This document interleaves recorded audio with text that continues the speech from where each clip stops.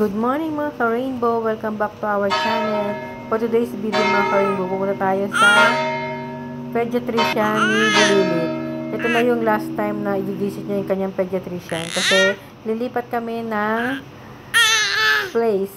Ayan, si Bulilit nag-ano rin siya, nag-voice over din. Sabi katabi ko, ito na yung ating palaging dinadaanan, mamimiss namin to ng sobra.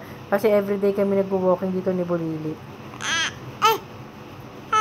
Ayan, si Bulilit na magbo-voice over. Ito turn over ko na kay Bulilit ang pagbo-voice over.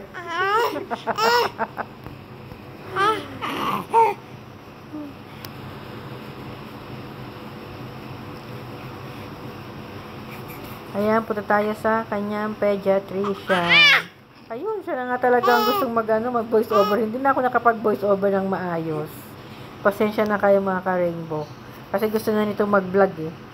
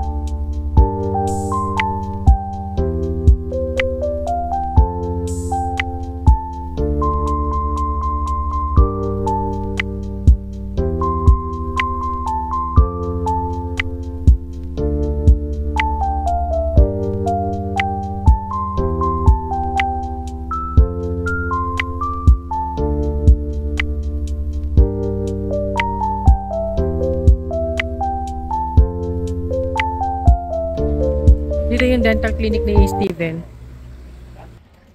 Malapit na tayo sa may charity shop. Idadaan ko tong mga damit na hindi ko na ginagamit kasi para hindi ko na siya dadalhin doon sa lilipatan naming bahay. Ganun din naman, matatambak din naman sa cabinet. At least ito, makatulong tayo sa charity shop. Iiwan ko lang siya sa may pintuan. Magbubukas naman yan sila ng 10. Ayan, dito. Yan, iniwan ko na lang siya dyan sa may Codica.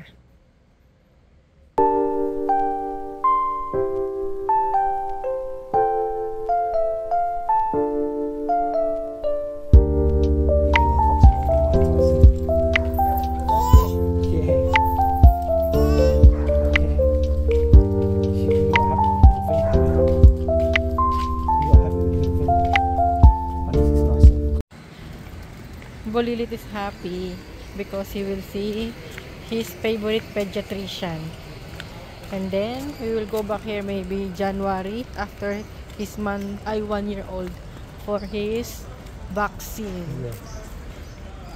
Nathaniel, he's wondering where he is.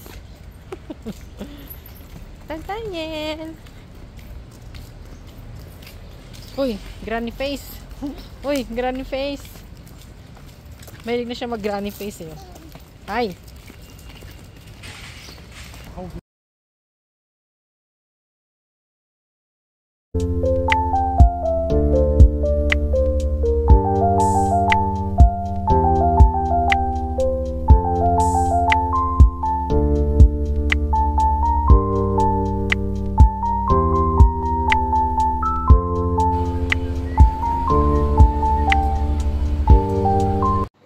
After nga namin pumunta sa pediatrician, dumaan kami sa may cafeteria. Mag-almusal muna tayo. Ayan, coffee kay Steven, sa akin hot choco. Tapos, umorder ako ng sandwich. Ayan, meron na naman akong taga voice over. Si Nathaniel. Gusto magsalita at gawin ng voice over. Kain muna tayo, mga ka-rainbow. Tapos, ayun na nga, umuwi na nga kami para ayusin na yung mga last na gamit namin na dadalhin sa bago naming uupahang bahay. Dumaan nga rin pala kami sa may supermarket kasi bibili kami ng tubig para meron kaming baong tubig habang nasa biyahe kami. Kasi malayong biyahe namin eh. 6 hours. More than 6 hours. Kaya nakapila na si Steven para magbayad. Tapos nga pala dumaan kami sa may printing shop kasi meron kami papaprint na document. Ay, nakakauwi na nga kami ng bahay. Thank you for watching!